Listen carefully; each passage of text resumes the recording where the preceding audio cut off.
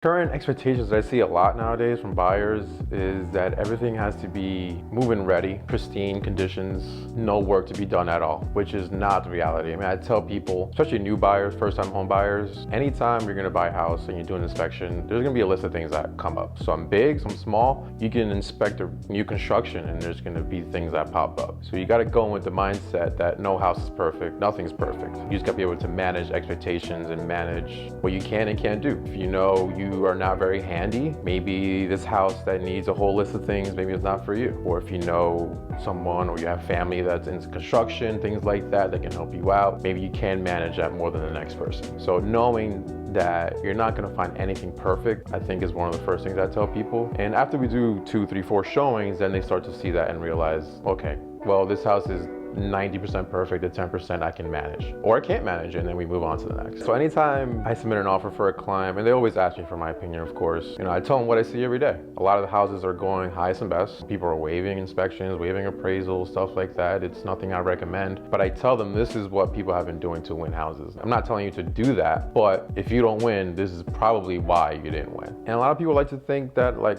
you said before, houses are overpriced. But when you send them comps, you look at the market the last 6 months, you can see the houses maybe not overpriced. Some houses are actually a little bit underpriced so they can build a bidding war. And if they see something that's overpriced, they think no one's ever gonna pay for it. 2 weeks later, it's in contract because somebody paid for it. I would say probably the first 2 or 3 times I submit an offer for a brand new buyer, unfortunately they lose because they don't understand how aggressive they need to be, or they don't want to believe that you have to be that aggressive.